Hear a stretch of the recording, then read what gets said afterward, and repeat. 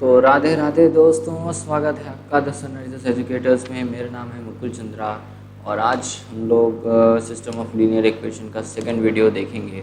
पिछली वीडियो में हमने पढ़ा था लीनियर डिपेंडेंसी और इंडिपेंडेंसी के बारे में। आज हम लोग पढ़ेंगे यूनिक सोल्यूशन क्या होता है, नो सोल्यूशन क्या होता है, कंसिस्टेंट क्या होता है, इनकंसिस्टेंट क्या होता है, ट्रिवियल सोल्यूशन क्या होता है, नॉन ट्रिवियल सोल्यूशन क्या होता है। ठीक है, वीडियो शुरू करने से पहले मैं आपको एक इम्पॉर्टेंट इन्फॉर्मेशन दे दूँ कि मैं हर एक वीडियो के बाद में कुछ क्वेश्चंस देता हूँ आपको सॉल्व करने के लिए। वो क्वेश्चंस आपको कहाँ पर मिलेंगे?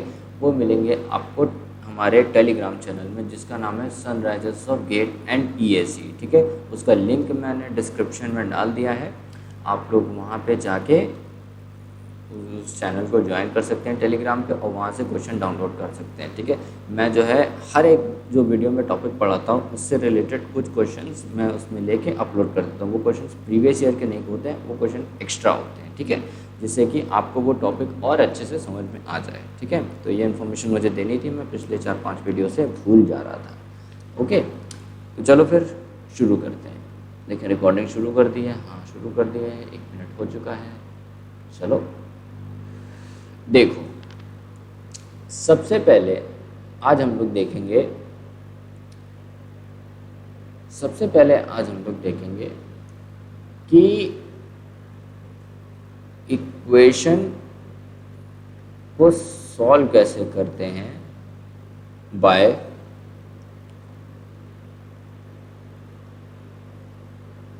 Matrices method.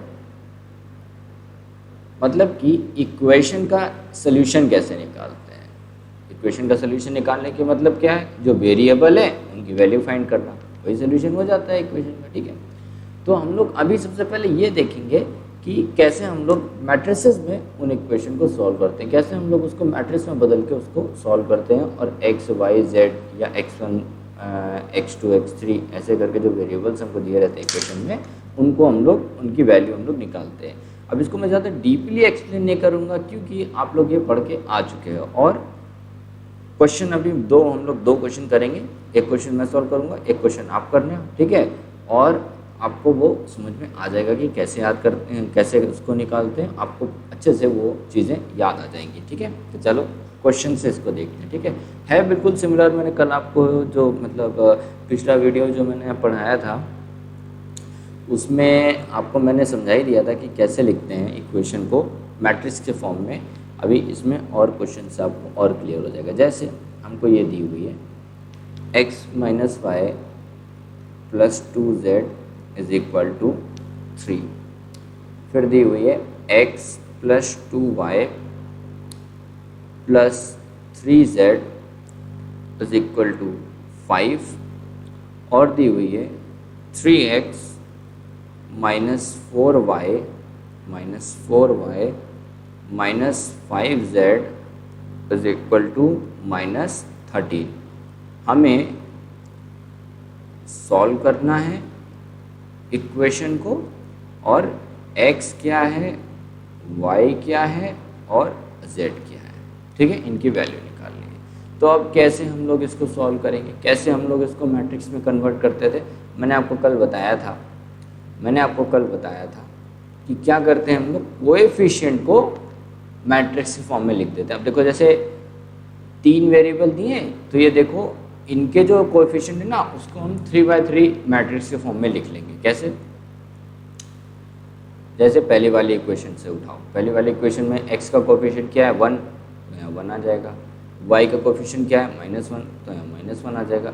z का कोएफिशिएंट क्या है 2, तो यहाँ 2 आ जाएगा। ठीक है, फिर दूसरी वाली इक्वेशन में x का कोएफिशिएंट क्या है 1, तो यहाँ 1 आ जाएगा। y का कोएफिशिएंट क्या है 2, तो यहाँ 2 आ जाएगा। z का कोएफिशिएंट क्या है 3, तो यहाँ 3 आ जाएगा। अच्छा, फिर तीसरी वाली में x का कोएफिशिएंट क्या है 3, y का कोएफिशिएंट क्या है -4, z का कोएफिशिएंट क्या है -5। तो ऐसे हम लोग क्या करते हैं, कोएफिशिएंट को मैट्रिक्स के फॉर्म में लिख देते हैं। 3/3 मैट्रिक्स बन गई हमारी। ठीक है, देखो हमेशा जो बनेगी ना वो हमेशा स्क्वायर मैट्रिक्स ही बनती है। ज़्यादातर केसेस में स्क्वायर मैट्रिक्स ही बनती है। और हमें ये बात पता है कि अगर हमें 3 अननोन्स दिए हुए हैं तो हमें उनकी वैल्यू निकालने के लिए 3 इक्वेशन की ज़रूरत पड़ती है। तो देखो 3 अननोन्स है तो हमें 3 इक्वेशन की ज़रूरत थी, तो इसीलिए देखो हमें x और y की वैल्यू 3 बार हमें मिल गई। x की 3 बार, y की 3 बार, z की 3 बार, कोएफिशिएंट जो थे वो हमको मिल गए। ठीक है। अच्छा, अब हम मल्टीप्लाई करेंगे इसको x, y और z से। और x, y और z को कैसे मल्टीप्लाई करके लिखेंगे? ऐसे करके।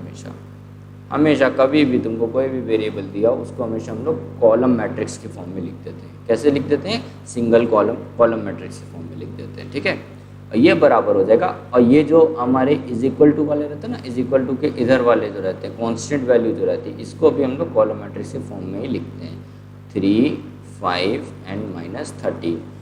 इसको तुम पूरा मल्टीप्लाई करोगे ना, इसको मल्टीप्लाई करके प्लस करके इन दोनों को जब मल्टीप्लाई करोगे और फिर इनके बराबर रखोगे, ये इक्वेशन निकल के आ जाएगी। ये वाली जो इक्वेशन दी हुई है ना हमको, ये वाली इक्वेशन, ये इक्वेशन हमारी निकल के आ जाएगी जब तुम लोग इसको मल्टीप्लाई करके यहाँ पे लेके आओगे। ठीक है। मैंने इसको यहाँ से उठा के इस पे लेके आया। ठीक है। ऐसा क्यों किया? क्योंकि हम लोग अब एलिमेंट्री ट्रांसफॉर्मेशन ऑपरेशन परफॉर्म करके हम लोग x, y और z की वैल्यूज़ को हम लोग फाइंड करेंगे। एलिमेंट्री ट्रांसफॉर्मेशन को परफॉर्म करके x, y और z की वैल्यू को हम लोग फाइंड करेंगे। अच्छा, आपको पता है एलिमेंट्री ट्रांसफॉर्मेशन का मदद कैसे लेते हैं? पता है ना, किया है हम लोगों ने पिछले 2-3 वीडियो में। हम लोग एलिमेंट्री ट्रांसफॉर्मेशन की मदद ले रहे हैं। ठीक है। देखो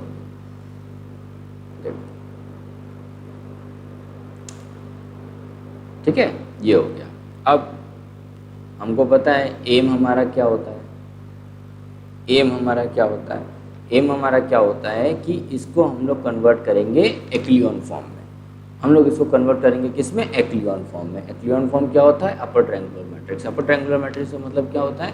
प्रिंसिपल डायगोनल के नीचे वाले जितने भी एलिमेंट्स हैं वो क्या हैं? 0। उनको करना होगा हमको 0। ठीक है। ठीक है, करेंगे। तो प्रिंसिपल डायगोनल हमारी क्या है? प्रिंसिपल डायगोनल जो हमारी है ये है, ये वाली है हमारी प्रिंसिपल डायगोनल। ठीक है, ये वाली है। तो हमें इसको 0 बनाने की कोशिश करनी है। ठीक है, चलो बनाते हैं 0। कैसे 0 बना सकते हैं? सबसे पहले देखो ये 0 बन रहा है। अगर हम R2 में R1 को माइनस कर दें तो 0 हो जाएगा, क्योंकि 1 - 1 0। तो बिल्कुल कर दो भाई। R2 में R2 माइनस R1 कर दो। क्या बनेगा भाई? क्या हो जाएगा?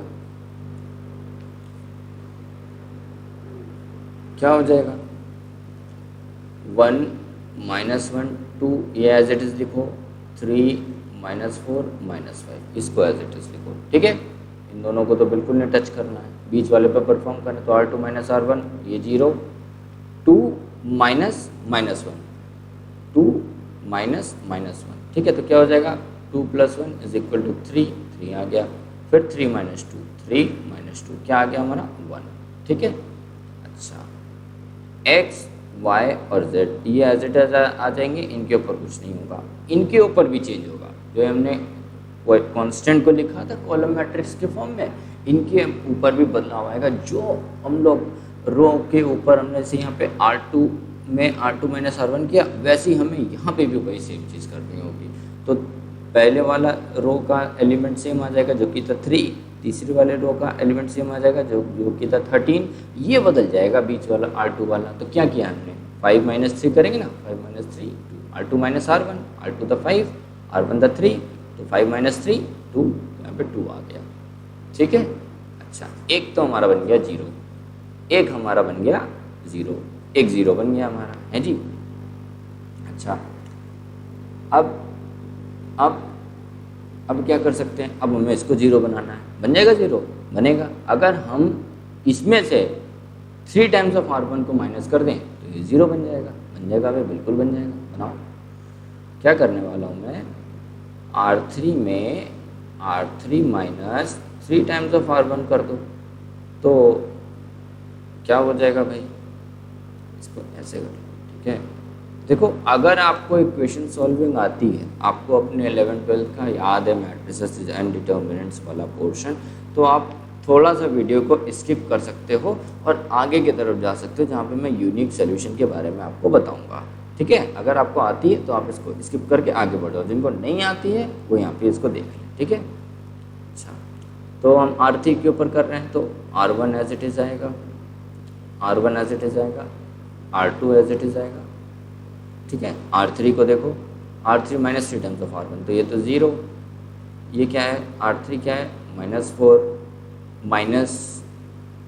-3 इंटू -1 क्या बन जाएगा -4 +3 -1 फिर -5 -3 इंटू 2 तो क्या हो जाएगा भैया -5 और -6 which will be equal to -11 तो ये हो जाएगा -11, ठीक है। ये हो जाएगा -11, ठीक है। अच्छा, x y z as it is आएगा और फिर यहाँ पे भी हम लोग यही वाला ऑपरेशन को परफॉर्म करेंगे। 3 और 2 को एज इट इज लिख लो, थर्ड वाले पे कर रहे हैं तो क्या है ऑपरेशन भाई R3 minus 3 times of R1, ठीक है। R3 क्या है यहाँ पे -13, R1 क्या है 3 तो ये हो गया तो -13 and -9 which will be equal to 22 -22, ठीक है। अच्छा जी, तो हमारे प्रिंसिपल डायगोनल के दो एलिमेंट के नीचे वाले दो एलिमेंट तो हमने ज़ीरो कर दिए, एक ठुक और करना है, ये यहाँ पे ये वाला था ना इसको ज़ीरो और करना है। अब ये बदल के ऑपरेशन परफॉर्म करके -1 में बदल चुका है तो हम इसको ज़ीरो करेंगे। कैसे ज़ीरो हो सकता है? ज़ीरो हो सकता है अगर हम R3 में R3 को 3 से मल्टीप्लाई कर दें और उसमें R2 को जोड़ दें तो क्या ज़ीरो हो जाएगा? बिल्कुल हो जाएगा। 3 - 3 0, खत्म हो जाएगा खेल इसका। कर देते हैं भाई, कर देते हैं, बिल्कुल कर देते हैं। फिर से इसका इस्तेमाल करेंगे, ऐसे लेंगे, ऐड टू न्यू पेज करेंगे और यहाँ पे आ जाएंगे, थोड़ा छोटा भी कर देंगे, ये लो है जी। अच्छा, तो हाँ, क्या प्लानिंग थी हम लोगों की? प्लानिंग ये थी कि हम R3 में 3 टाइम्स ऑफ R3 करेंगे और उसमें से R2 को माइनस कर देंगे। अच्छा, लो ले लिया, 1 -1 2 0 3 1। इसको देखो, पहले वाला तो कुछ नहीं होगा, ज़ीरो, R3 भी ज़ीरो, R2 भी ज़ीरो, कोई फ़र्क नहीं पड़ेगा, ठीक है। ये ज़ीरो हो जाएगा, क्या है भाई, सॉरी प्लस होगा, प्लस होगा, यहाँ माइनस में है ना, तो -3 एंड +3 तो क्या हो जाएगा भाई, ये हो जाएगा 0, तो ये हो गया 0। फिर -3 इंटू 11 प्लस में 1 तो -33 प्लस में 1 -32 ख़त्म, खेला ख़त्म। x y z यहाँ पे भी वही परफॉर्म करेंगे, क्या है भाई, इसको एज इट इज़ लिखो, इसको करो 3 टाइम्स ऑफ R3 तो माने 3 टाइम्स ऑफ 22 प्लस में R2 प्लस में 2 तो -66 प्लस में 2 -64 -64, ठीक है, -64 तो ये आ गया, ठीक है। अब क्या करो, अब फिर से इसको इक्वेशन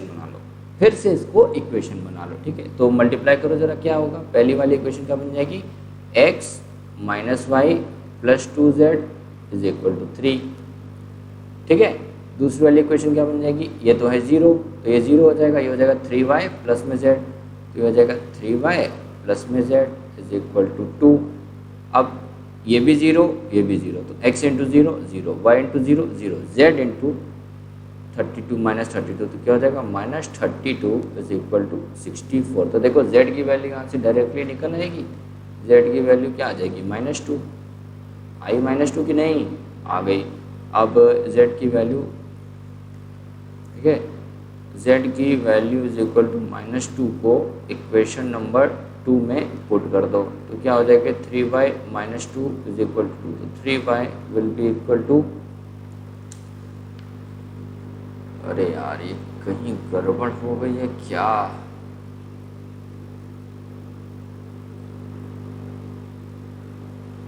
ये कहीं गड़बड़ हुई है क्या भाई अपने से,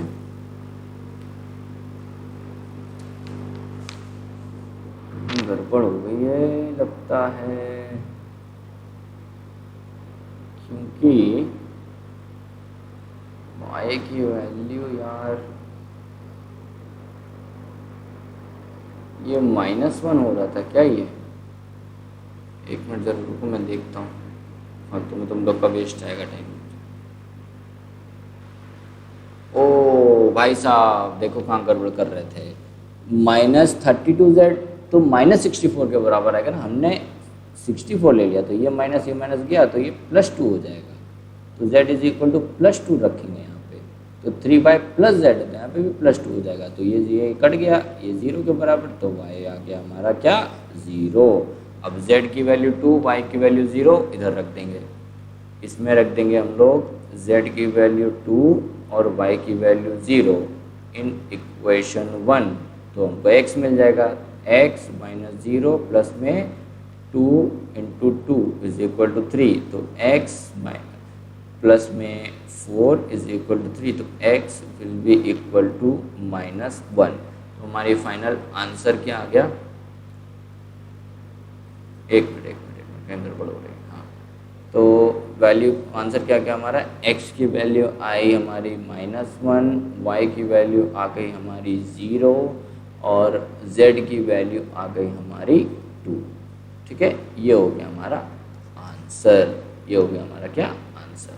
तो देखो क्या किया हमने, हमको इक्वेशन दी हुई थी, हमने इस इक्वेशन को कन्वर्ट किया मैट्रिक्स के फॉर्म में। ठीक है, मैट्रिक्स के फॉर्म में लेके आए। पहले उसको कोएफिशिएंट को लिखा, फिर वेरिएबल को लिखा, फिर ये जो कांस्टेंट दिए थे इनको लिखा, फिर इनके ऊपर एलिमेंट्री ट्रांसफॉर्मेशन किया। क्यों? क्योंकि जो हमने ये कोएफिशिएंट वाली मैट्रिक्स बनाई थी इसको हमने एक्लियन फॉर्म में कन्वर्ट करना था। एक्लियन फॉर्म क्या होता है? अपर ट्रायंगुलर मैट्रिक्स के फॉर्म।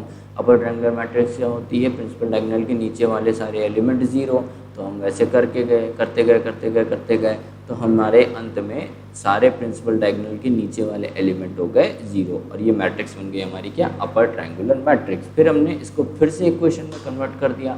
इक्वेशन में कन्वर्ट करने के लिए हमने मल्टीप्लाई किया, x को इससे, y को इससे, z को इससे इज इक्वल टू 3 पहली इक्वेशन, फिर x को इससे, y को इससे, z को इससे इज इक्वल टू दूसरी इक्वेशन, फिर x को इससे, y को इससे, z को इससे तीसरी इक्वेशन। तो यहाँ से हमको z की वैल्यू मिली, फिर इक्वेशन 2 में रखा तो y की वैल्यू मिली, फिर इक्वेशन 1 में y और z की वैल्यू रखा तो x की वैल्यू मिल गई और x y z की हमारी फाइनल वैल्यूज़ आ गई। x y z की हमारी फाइनल वैल्यूज़ आ गई। ठीक है, तो ऐसे इसको सॉल्व करते हैं हम लोग। ठीक है, अब एक क्वेश्चन और करेंगे आप लोग, एक क्वेश्चन आप लोग और करेंगे, एक क्वेश्चन आप लोग खुद से करो। ठीक है, फिर अगर उसको फिर मैं आपको बता दूंगा जल्दी से। ठीक है, अगर आ गया तो फिर आगे बढ़ जाना, वरना फिर मैं बताऊंगा ही आपको। ठीक है, क्वेश्चन है 4x - 5y + z is equal to 2, 3x + y - 2z is equal to 9 and x + 4y + z is equal to 5। ठीक है, फाइंड करो value of x y z। ठीक है, चलो मैं ठीक है वीडियो पॉज करो और सॉल्व करो क्वेश्चन को। चलो आई होप आप लोगों ने कर लिया होगा। ठीक है, आगे बढ़ते हैं। जिनको नहीं आया वो देखें यहाँ पे। ठीक है, क्या इक्वेशन है? 4x - 5y + z is equal to 2, 3x + y - 2z is equal to 9, x + 4y + z is equal to 5। इसको हम क्या करेंगे? मैट्रिक्स के फॉर्म में कन्वर्ट कर देंगे। तो पहले कोएफिशिएंट पे लिखो, 4 - 5 1, 3 1 - 2 1 4 1।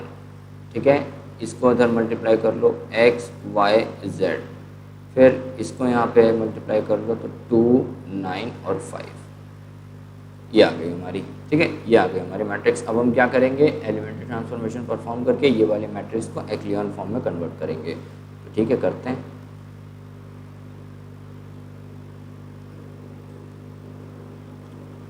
ठीक है, एलिमेंट्री ट्रांसफॉर्मेशन परफॉर्म करके ये वाले मैट्रिक्स को हम लोग कन्वर्ट करेंगे। तो क्या कैसे हो पाएगा भाई? देखो ये वाली है हमारी प्रिंसिपल डायगोनल, ठीक है, ये वाली है हमारी प्रिंसिपल डायगोनल। हमें इसे ज़ीरो बनाना है, इसे ज़ीरो बनाना है, इसे ज़ीरो बनाना है, बना देंगे भाई, बना देंगे। ये ज़ीरो बन रहा है, बन रहा है। अगर हम इसको 3 से मल्टीप्लाई कर दें R3 को और R2 को माइनस कर दें तो ये वाला ज़ीरो बन जाएगा, ठीक है, बना दो। R3 को R3 times of R3 minus R2 कर दो, है जी, कर दो। 4 माइनस 5 1, ठीक है, 3 1 माइनस 2, ये ज़ीरो, क्या बोला है, 3 times of R3 minus R2 तो 12 minus 1 11, 3 times of R3 minus 2, हाँ हाँ, तो 3 प्लस 4 इज इक्वल टू 7। यहाँ पे भी x y z, और यहाँ पे क्या करेंगे, इसको तो एज इट इज़ लिख लो। क्या है R3 5, तो 3 टाइम्स ऑफ 5 माइनस में 9, it will be equal to 15 minus 9, it will be equal to क्या होता है 6, ठीक है 6। अच्छा, एक तो बन गया जीरो, एक बन गया जीरो, ओके। क्या हम इसे ज़ीरो बना सकते हैं? बिल्कुल बना सकते हैं। क्या करो, R2 में मल्टीप्लाई करो 4 और उसमें से माइनस कर दो 3 टाइम्स ऑफ R1, ज़ीरो बन जाएगा। देखो 4 3 ज़ा 12 माइनस 3 4 ज़ा 12, ज़ीरो, ठीक है भाई, ठीक है। अभी बनाते हैं इसको। तो हम क्या करेंगे, फर्स्ट वाली रो को एज इट इज़ लिखेंगे, लास्ट वाली रो को एज इट इज़ लिखेंगे और इसको करेंगे, ठीक है। तो इसको तो मैंने बता ही दिया, ये तो ज़ीरो हो जाएगा। 4 times of R2 minus 3 times of R1 zero, ठीक है। अच्छा, अब इसके ऊपर आते हैं, सॉरी, अब इसके ऊपर आते हैं। 4 times of R2 minus 3 times of R1, 4 plus 15 19, ठीक है, ठीक है। फिर 4 टाइम्स ऑफ R2, तो 4 टाइम्स ऑफ R2 माइनस में 3 टाइम्स ऑफ R1, तो minus 8 minus 3 minus 11 minus 11 minus 11। फिर x y z, इसके ऊपर परफॉर्म करेंगे। क्या है भाई, 4 times of R2 minus 3 times of R1, 36 minus 6 30, तो R2 के ऊपर कर रहे थे, ये हो जाएगा, ठीक है। दो तो बन गए। अब इन 11 को ज़ीरो बनाना है, अब इस 11 को ज़ीरो बनाना है। क्या ये बन सकता है ज़ीरो? क्या ये ज़ीरो बन सकता है? कुछ जुगाड़ लग रहा है?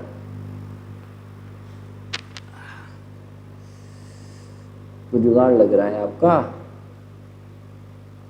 है कोई जुगाड़ है? लग तो नहीं रहा यार, कोई जुगाड़ लग तो नहीं रहा है, ठीक है। कोई बात नहीं, कोई बात ही नहीं जुगाड़ लग रहा तो ये देखो, अगर तुम इसको छेड़ोगे ना हो तो जाएगा। इसको 11 से मल्टीप्लाई कर दो, इसको 5 से मल्टीप्लाई कर दो, प्लस कर दो, 55 माइनस 55 ज़ीरो।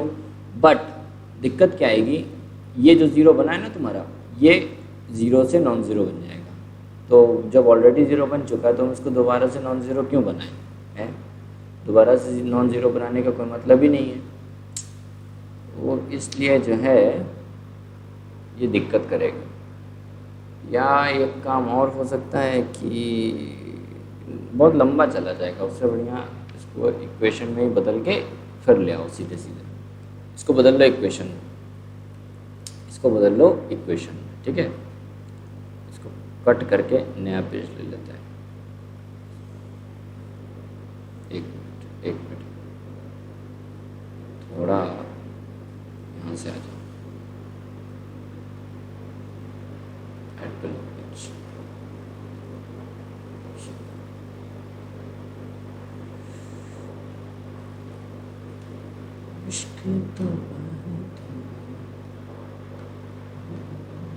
इक्वेशन में कन्वर्ट करो, कैसे होगा? पहली इक्वेशन क्या बनेगी? x into 4x minus 5y plus में z इज इक्वल टू 2। अब ये इससे, ये इससे, ये इससे, ठीक है, ये बन गई। सेकंड इक्वेशन बनाओ, ये वाली 0 से तो ये तो 0, y वाली 19 से तो 19y, और z वाली 11 से तो minus 11z is equal to 30। फिर ये वाली तो 0, फिर ये 11y, फिर प्लस में 7z इज इक्वल टू 6, ठीक है, इज इक्वल टू 6।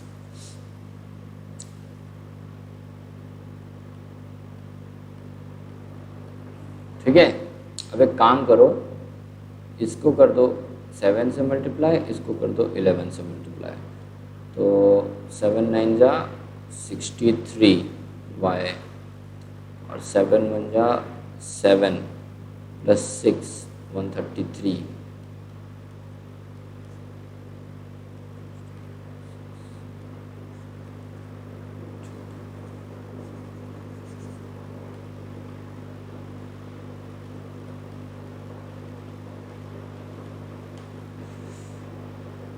यार देखो, ऐसा है ना कि आपको जौन से मेथड से सही लगे, ठीक है, आप वो ले सकते हो। देखो ऐसे दे दिया तो आपको मैट्रिक्स से ही निकालना पड़ेगा सवाल को, ऐसा कोई नहीं है आप किसी दूसरे मेथड से निकालोगे।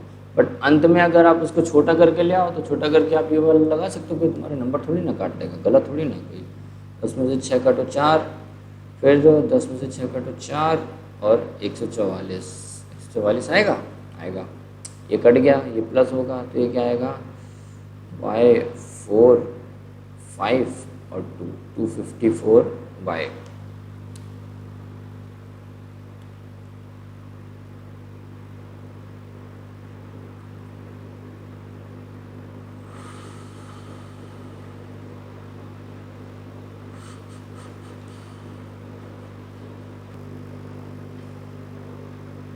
हम लोग एक जगह गड़बड़ कर रहे थे, पता है?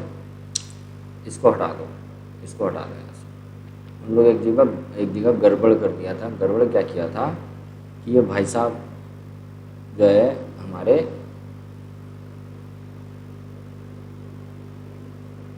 सेवन की जगह पे 5 आएगा। कैसे? क्या हम लोग कर रहे हैं? 3 times of R3 minus R2। यहाँ पे क्या है? 3 इंटू 1 है ना, 3 इंटू 1 माइनस में -2, 3 प्लस 2 हो जाएगा 5 होगा ना, 7 कहाँ से आ गया? 5, तो यहाँ पे भी 5, ठीक है। अच्छा, अब उसको हटाओ, उसको हटाओ, उसको हटाओ, अभी करते हैं इसका जुगाड़ करते हैं, हमको जुगाड़ पता चल गया। यार तुम लोग सोचते होगे कि ये वीडियो पॉज करके बीच क्वेश्चन में चला कहाँ जाता है। यार मैं कोई इसका सोल्यूशन देखने नहीं जाता हूँ इंटरनेट पे, डोंट वरी। मैं बताए गड़बड़ी ढूंढने की कोशिश करता हूँ, कहाँ गड़बड़ हो गई। और गड़बड़ी ढूंढने से होता क्या है ना कि आप लोगों का पॉज करने से होता क्या है कि आपका समय बच जाता है। वरना मैं वीडियो चालू रख रहा हूँ, गड़बड़ी ढूंढ रहा हूँ, तो आपका तो समय बर्बाद हो रहा है ना, वीडियो फालतू में लंबा हो रहा है, इसलिए मैं वीडियो रोक देता हूँ, ठीक है। अब चलो, अब उनको बनाना है इसको 0, हमको बनाना है इसको 0, ठीक है। क्या करो, R3 में 19 टाइम्स ऑफ R3 कर दो और इसमें 11 टाइम्स ऑफ R2 कर दो। अच्छा, क्या बन जाएगा? इसको एज इट इज़ लिखो, इसको एज इट इज़ लिखो, ये एज इट इज़ आएगा, ये एज इट इज़ आएगा, इसको इसके ऊपर काम करना है। ये तो 0 रहेगा, क्या हो जाएगा भाई? 19 टाइम्स ऑफ R3, तो 19 टाइम्स ऑफ R3 माइनस में 11 times of R2, 11 times of R2, 19 into 11 something, दोनों बराबर 0, ठीक है, 0 है जी। अच्छा, 0 आ गया। अबे सेम ही चीज़ तो लिखी है, ठीक है, सेम ही चीज़ तो लिखी है। अच्छा, अब इसकी वैल्यू निकालो, क्या किया है? 19 टाइम्स ऑफ R3, तो 19 टाइम्स ऑफ R3 की वैल्यू क्या है? 5 एंड 11 टाइम्स ऑफ, ठीक है, तो ये हो जाता है 95 और ये हो जाएगा 121। 95 प्लस 121 होता है 216, 216, ठीक है, ये हो जाएगा 216। ये एज इट इज जाएगा x y z, ठीक है, और इसकी निकालो, ये हो जाएगा अपना 2, 30 और लास्ट वाली वैल्यू पे परफॉर्म करो। क्या किया था, 19 टाइम्स ऑफ R3, तो 19 टाइम्स ऑफ 6 माइनस में 11 टाइम्स ऑफ R2, ठीक है। तो ये आ जाएगा अपना, ये आएगा 114 माइनस में 330, ये आ जाएगा -216, ये आ जाएगा -216, ठीक है। ओके, अब इसको कन्वर्ट कर लो इक्वेशन में, तो क्या इक्वेशन बन जाएगी, इक्वेशन क्या बन जाएगी हमारी, equation 4x minus 5y plus z is equal to 2, फिर ये 0 तो ये हो जाएगा 19y माइनस में 11z इज इक्वल टू 30, और ये क्या हो जाएगा 216z इज इक्वल टू -216, तो z will be equal to -1, यहाँ से आ गया z की वैल्यू, ठीक है। ये थी इक्वेशन 1, ये थी इक्वेशन 2, z की वैल्यू निकल के आ गई। अच्छा, अब क्या करो, put z is equal to -1 in equation number 2, तो 19y minus 11 minus 1 is equal to 30,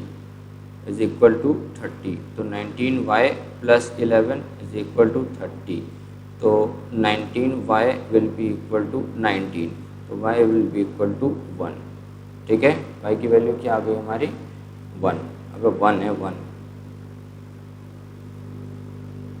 है भाई, 1 है 1, ठीक है।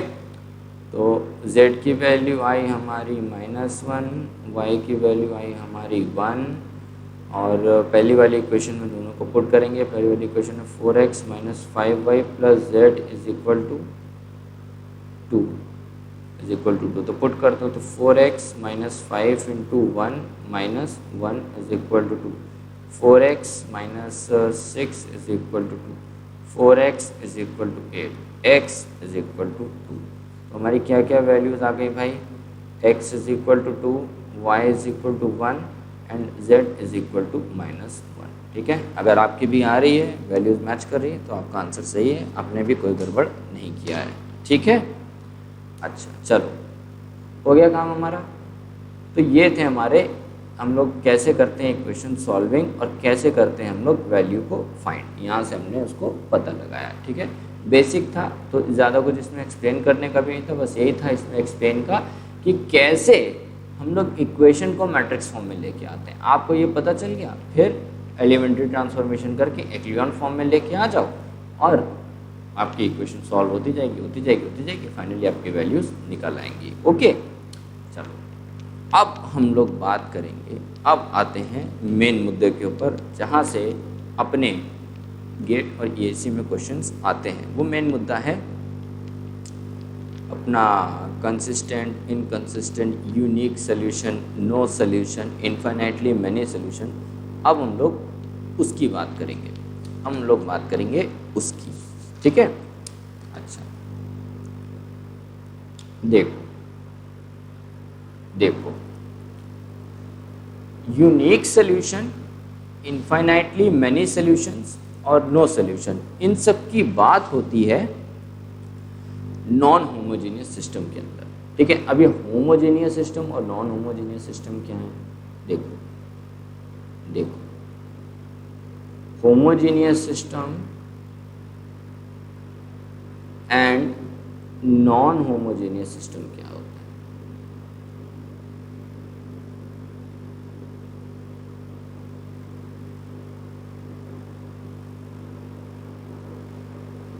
ठीक है, होमोजेनियस सिस्टम और नॉन होमोजेनियस सिस्टम क्या होता है।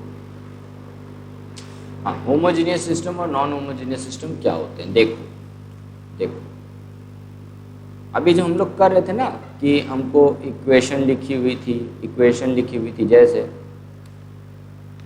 जैसे हमें, अरे यार एक कोई ले लेते हैं ना, जैसे हमें जो है एक इक्वेशन लिखी हुई थी कि ax प्लस by प्लस में cz is equal to d1। फिर क्या है भाई, अल्फ़ा x प्लस में बीटा y प्लस में gamma z is equal to d2। And 3x plus में 6y प्लस में 9z is equal to D3। हमने इक्वेशन लिख ली है, ठीक है। अब हम लोग इसको कन्वर्ट कर रहे थे किसमें, मैट्रिक्स के फॉर्म में। तो कैसे कन्वर्ट कर रहे थे, सारे कोफिशिएंट को एक मैट्रिक्स में लिख ले रहे थे, A B C alpha beta gamma 3 6 9, ये हो गया। वेरिएबल को कॉलम मैट्रिक्स में लिख ले रहे थे x y z, और ये जो कांस्टेंट वैल्यू आ रही थी इनको उठा के इज इक्वल टू करके ऐसे में लिख रहे थे, ठीक है। तो इनको कुछ बोलते हैं, ठीक है, इनको कुछ बोलते हैं। क्या बोलते हैं भाई, इनको बोला जाता है जो ये वाली मैट्रिक्स होती है, ये वाली जो मैट्रिक्स होती है हमारी, इसको बोलते हैं हम लोग A है।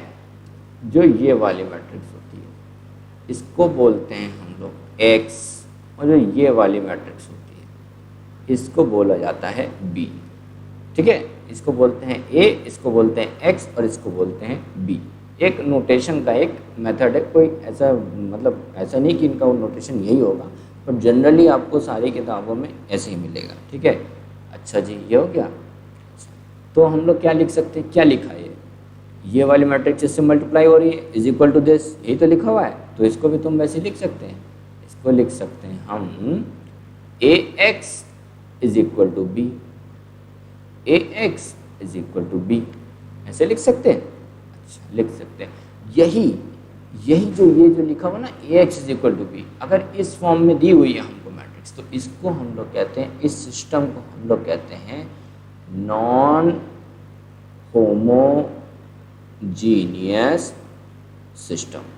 इसको हम लोग क्या कहते हैं, non homogeneous system, non homogeneous system, ठीक है, नॉन होमोजीनियस सिस्टम। और इसी में अगर AX इज इक्वल टू 0 हो जाए, माने कि अपना जो हमने ये वाली इक्वेशन लिखी, ये D1 D2 D3 ना होता, यहाँ पे सारे 0 हो जाते हैं। ये होता अपना AX, सॉरी एक मिनट, ये होता यहाँ पे, यहाँ पे ये 0 हो जाता, ये 0 हो जाता, ये 0 हो जाता है जी, ये 0 हो जाता, ये 0 हो जाता, ये 0 हो जाता। तो यहाँ पे भी 0 हो जाता सब कुछ, यहाँ पे भी 0 हो जाता, यहाँ भी 0, यहाँ भी 0, यहाँ भी 0। तो अब AX is equal to B नहीं होता, अब हो जाता AX is equal to 0, AX is equal to 0। और जहाँ पे AX इज इक्वल टू 0 होता है वो हो जाती है हमारी होमोजीनियस सिस्टम, वो वाली हो जाती है हमारी होमोजीनियस सिस्टम, ठीक है। समझ गए, नॉन होमोजीनियस और होमोजीनियस। नॉन होमोजीनियस माने AX is equal to B, माने हमको कुछ वैल्यू कांस्टेंट की दी हुई है, and AX is equal to 0 माने सारी जो हमारी इक्वेशन है वो 0 के बराबर है। तो वैसे इक्वेशन को, वैसे सिस्टम ऑफ इक्वेशंस को हम लोग बोलते हैं होमोजीनियस सिस्टम। और अगर कुछ दिया है इज इक्वल टू के राइट हैंड साइड पे वैल्यूज दी हुई हैं, तो उनको हम लोग कहेंगे non homogeneous system. Homogeneous system में सारी की सारी वैल्यूज़ को 0 होना पड़ेगा इक्वेशन में, माने ऐसा ना हो अगर ये 0 है, इन दोनों की कुछ ना कुछ नॉन ज़ीरो वैल्यू है, तो हम इसको होमोजीनियस नहीं बोलेंगे, ये नॉन होमोजीनियस बन जाएगा। और अगर मान लो ये क्या बोलते हैं, इसकी वैल्यू नॉन ज़ीरो है और ये दोनों की वैल्यू 0 है, तो इसका मतलब ये भी हमारा जो है नॉन होमोजीनियस ही रहेगा, होमोजीनियस में नहीं बदल जाएगा। तीनों की तीनों आपकी 0 होनी चाहिए, ठीक है। माने ये जो राइट हैंड साइड में जो मैट्रिक्स बन रही है ना, जो कॉलम मैट्रिक्स बन रही है, ये कॉलम मैट्रिक्स नल मैट्रिक्स होनी चाहिए, ठीक है। नल मैट्रिक्स में क्या होता है, एक भी कोई नॉन जीरो एलिमेंट नहीं होता है। तो यहाँ पे जो कॉलम मैट्रिक्स है ये नल मैट्रिक्स होनी चाहिए, तभी हमारा जो सिस्टम कहलाएगा वो होमोजीनियस सिस्टम कहलाएगा, ठीक है, होमोजीनियस सिस्टम कहलाएगा, ठीक है, समझ गए। अच्छा, अब हम लोग बात करेंगे नॉन होमोजीनियस सिस्टम के बारे में। अब इसी में ही हमारा आएगा वो, सॉरी, नॉन होमोजीनियस सिस्टम के बारे में नहीं, हम लोग बात करेंगे यूनिक सॉल्यूशन, ठीक है, इनफाइनाइटली मैनी सॉल्यूशन और नो सॉल्यूशन के बारे में। और बात करेंगे हम लोग नो सॉल्यूशन के बारे में, ठीक है, unique solution, infinitely many solution और नो सोल्यूशन के बारे में हम लोग बात करेंगे। अच्छा देखो, इन तीनों की बात होती है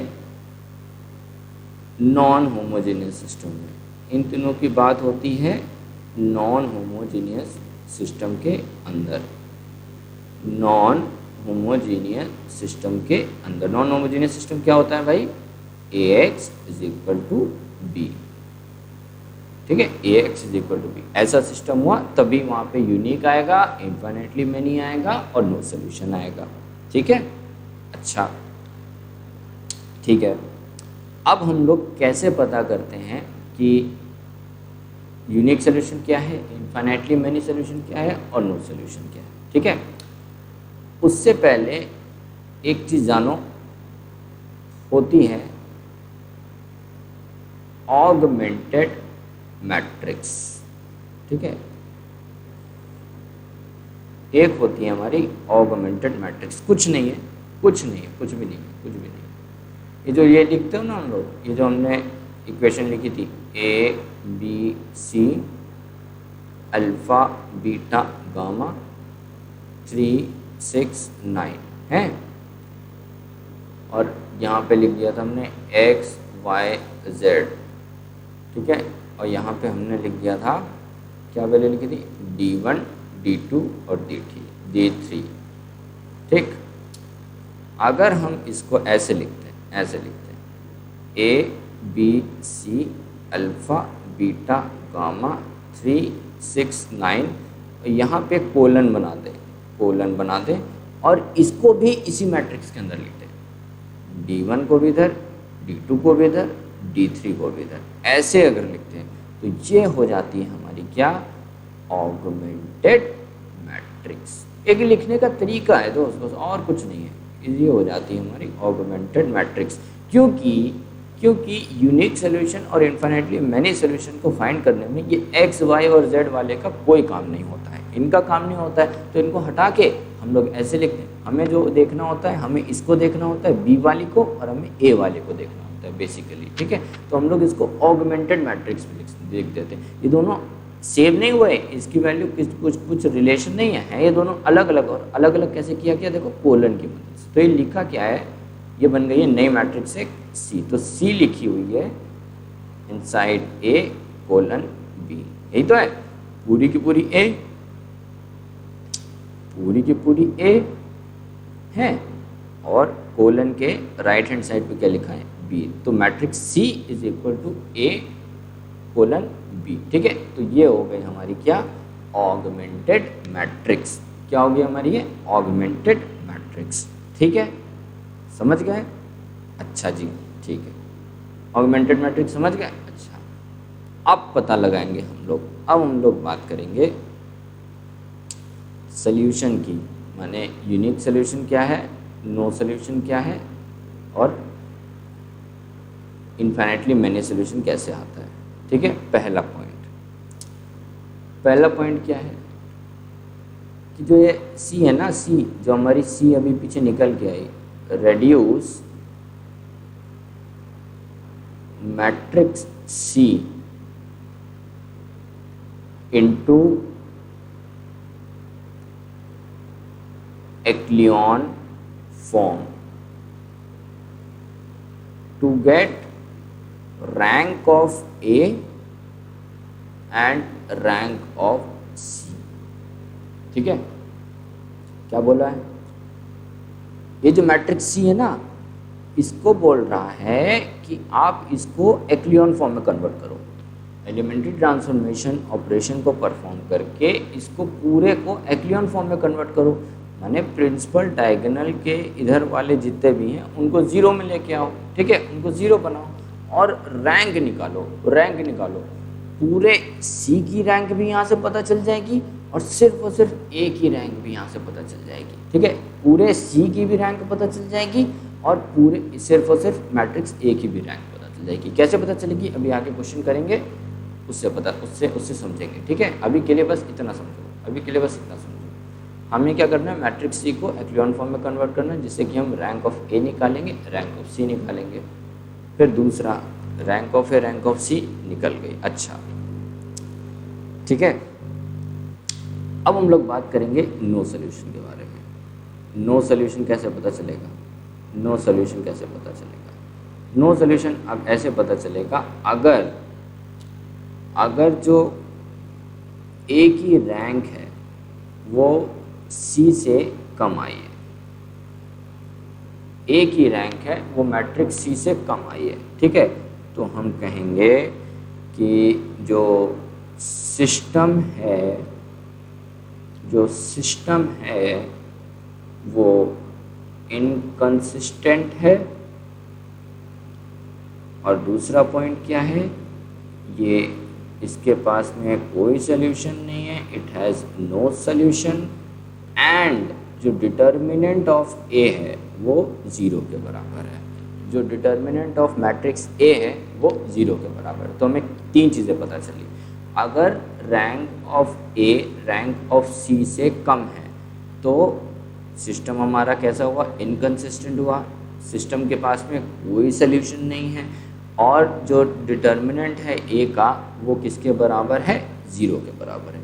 ये चीज़ बहुत ध्यान में रखना, क्योंकि इनका बहुत इस्तेमाल होता है क्वेश्चंस में, बहुत ज़्यादा ही इस्तेमाल होता है। अब कैसे इस्तेमाल होता है अभी जब क्वेश्चन करेंगे तो आपको पता चल जाएगा, ठीक है। अच्छा, अब थर्ड पॉइंट देखेंगे।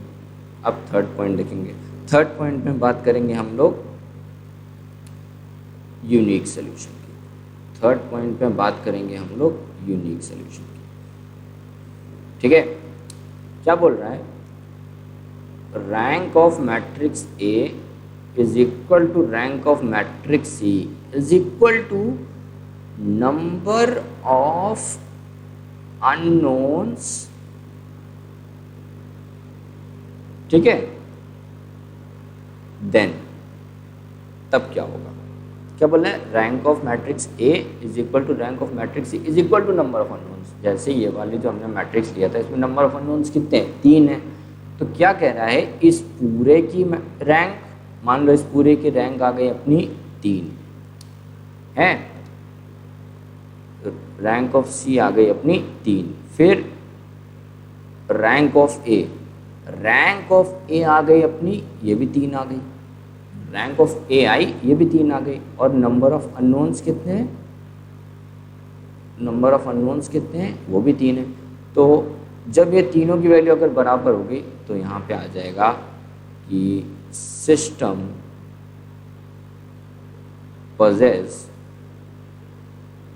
Unique solution. तब सिस्टम के पास में कैसा सोल्यूशन होगा?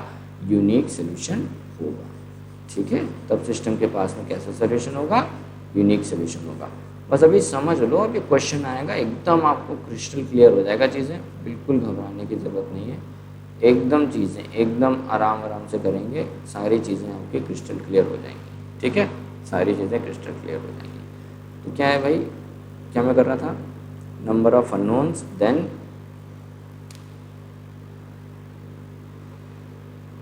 System has unique solution and determinant of A is not equal to 0 and determinant of A is not equal to 0। A का डिटर्मिनेंट 0 के बराबर नहीं है, ठीक है। A का डिटर्मिनेंट 0 के बराबर नहीं है, ठीक है। अच्छा, 1 मिनट रुकना।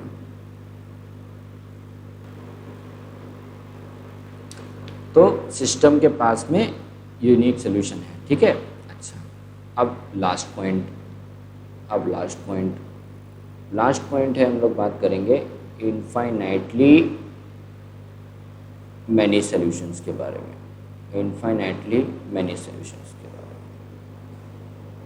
ठीक है। अच्छा, ये क्या है भाई? इसकी कंडीशन क्या है? इसकी कंडीशन है अगर rank of A is equal to rank of C आ गई, लेकिन वो कम है number of unknowns,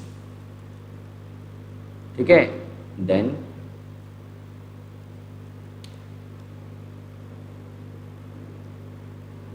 system has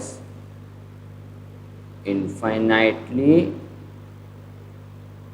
many solutions, और दूसरा determinant of A will be equal to zero.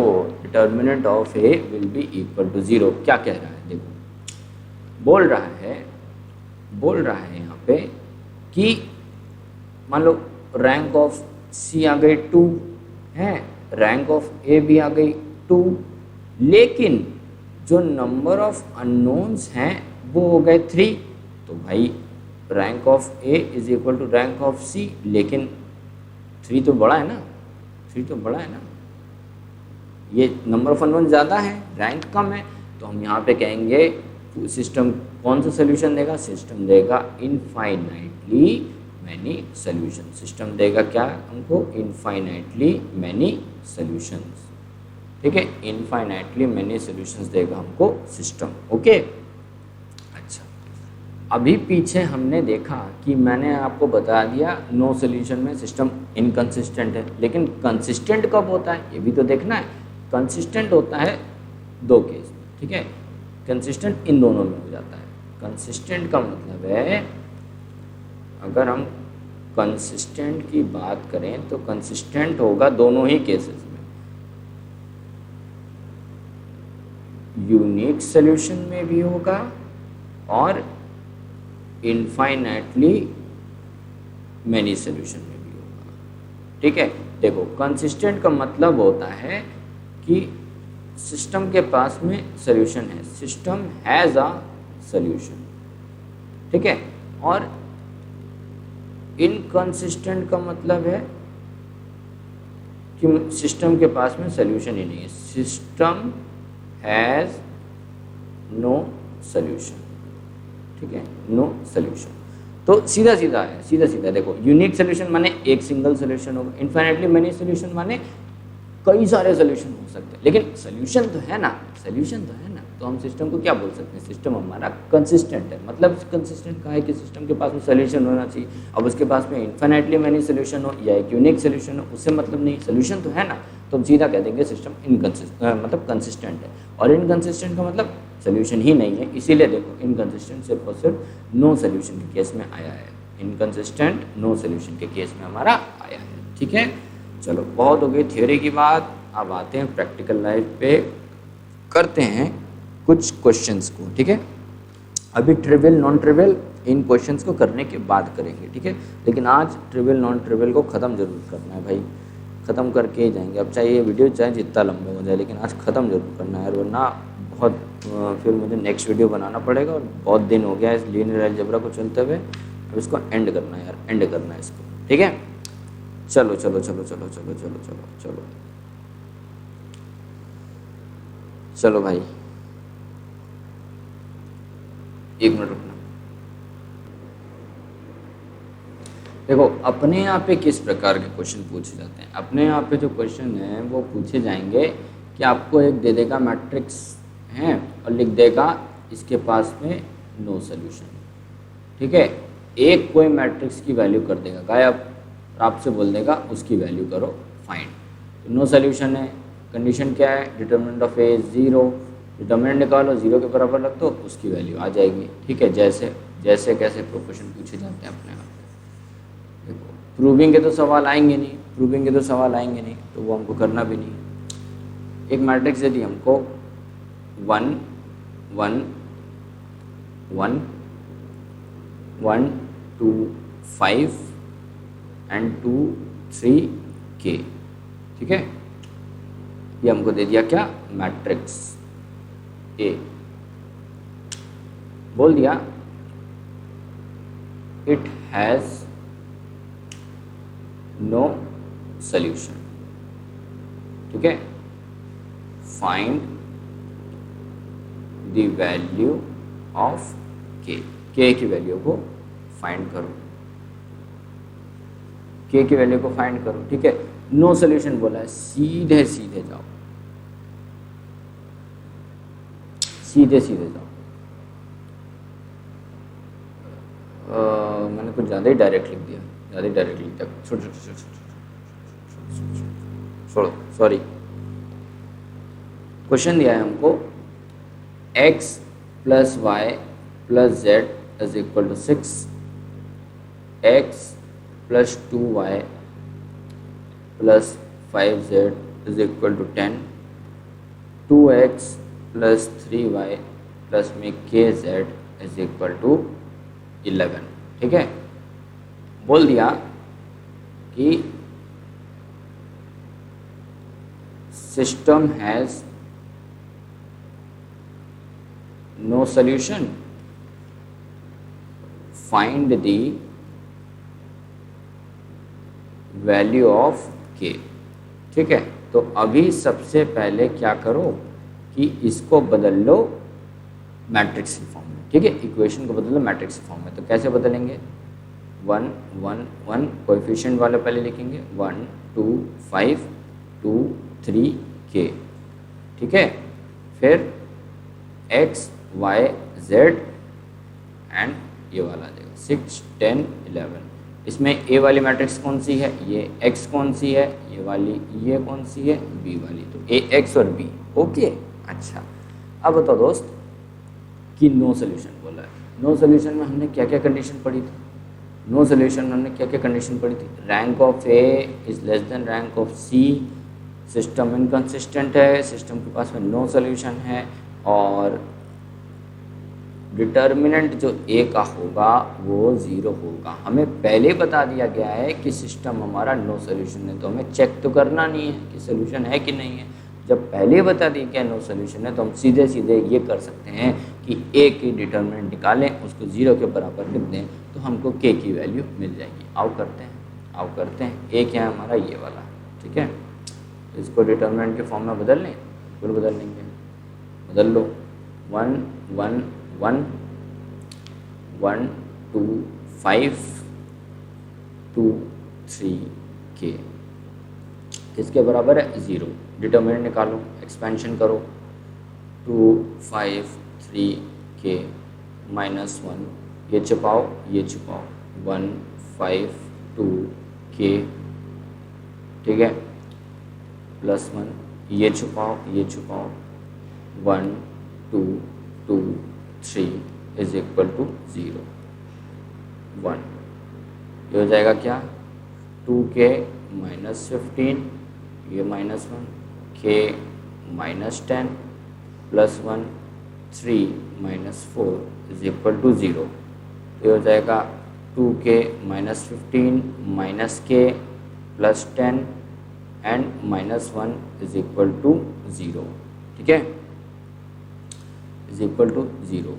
आगे सॉल्व करोगे तो it will be equal to k minus 6 will be equal to 0, और k की वैल्यू आ जाएगी अपनी 6, k की वैल्यू आ जाएगी अपनी 6। ये हो गया आंसर। ठीक है, तो ऐसे ही दिया रहेगा आपको ऐसे ही दिया रहेगा, एक इक्वेशन लिख देंगे, सिस्टम के पास में सोल्यूशन नहीं है, k की वैल्यू फाइंड करो, फटाक से सीधा मैट्रिक्स फॉर्म में बनाओ, ए वाला निकाल लो, ए मैट्रिक्स ए निकालो, उसका डिटर्मिनेंट 0 के बराबर होता है, डिटर्मिनेंट निकालो 0 के बराबर कर दो, आपकी वैल्यू के की फाइंड हो जाएगी। बस यही क्वेश्चन आते हैं, और ज़्यादा कुछ में 3 नहीं रहता है।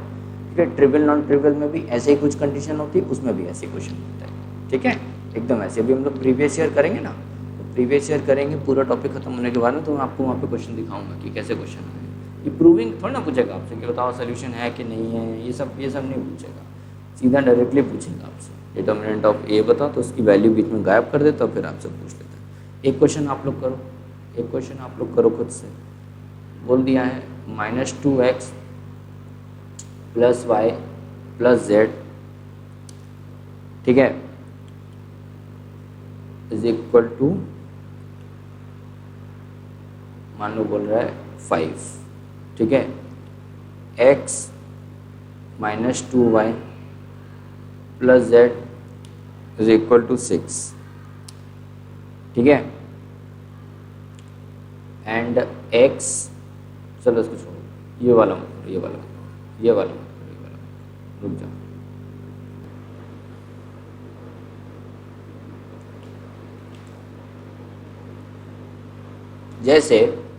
जैसे बोल दिया 2x plus 3y plus 5z is equal to 9।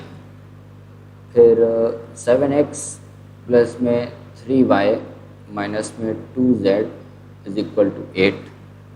फिर 2x प्लस में 3y माइनस प्लस में lambda z is equal to 9।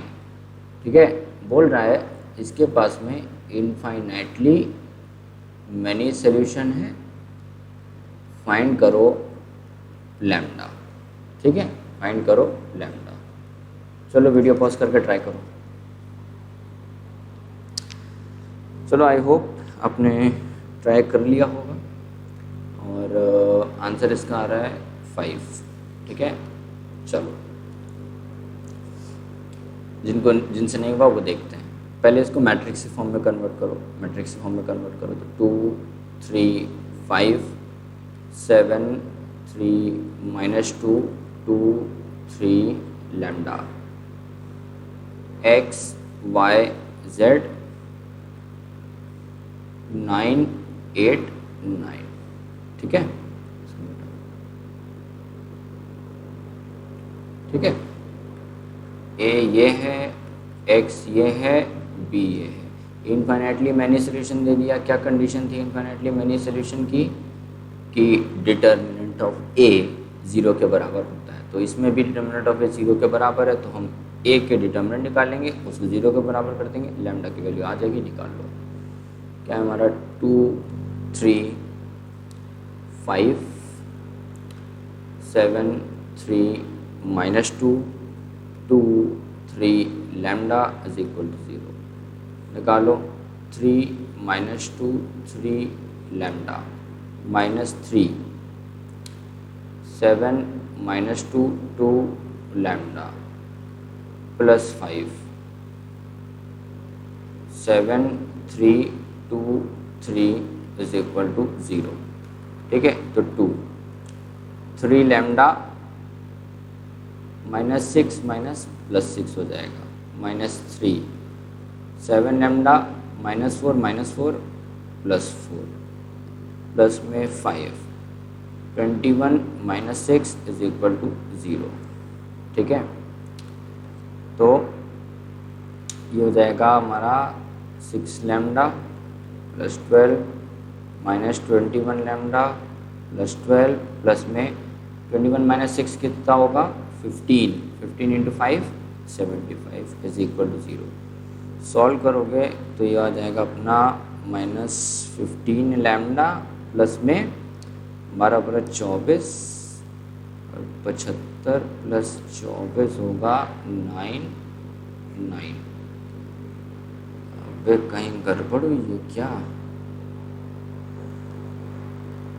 कहीं गड़बड़ हो गई क्या यार? 2 3 5 7 3 माइनस 2 एंड 2 3 लैम्डा। तो इसको छुपाया 3 माइनस 2 3 लैम्डा। फिर इसको छुपाया तो 7 इसको छुपाया 7 माइनस 2 2 लैम्डा 7 3 2 3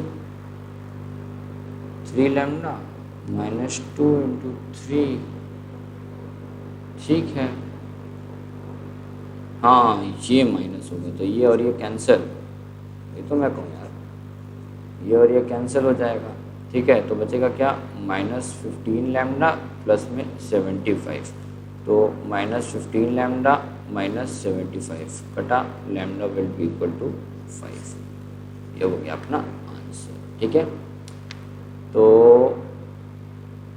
ये हमने सीख लिया कि यूनिक सोल्यूशन क्या होता है, नो सोल्यूशन क्या होता है, इन्फिनिटली मैनी सोल्यूशन क्या होता है, किस प्रकार के क्वेश्चन आते हैं वो भी देखे और उनकी सारी कंडीशन देख ली। ठीक है, कितना समय हो गया? 1 घंटा 4 मिनट का वीडियो हो गया है। मैं सोच रहा हूँ इसको यहीं पे ख़त्म करते हैं, ट्रिवियल नॉन ट्रिवियल का नया वीडियो बना देते हैं। ठीक है, और उसमें पढ़ लेंगे ट्रिवियल नॉन ट्रिवियल और हमारा ये सोल्यूशन वाला फिर जो टॉपिक है ये ख़त्म हो जाएगा फिर। ठीक है, तो चलो मैं क्वेश्चन डाल दूंगा टेलीग्राम चैनल पे, जो Sunrisers of gate and EAC वाला टेलीग्राम चैनल है, लिंक डिस्क्रिप्शन में दिया है, वहाँ से जाके क्वेश्चन सॉल्व कर लेना इसके। ठीक है, और क्या है, हाँ मिलते हैं तब नेक्स्ट वीडियो में। तब तक के लिए चलो राधे राधे।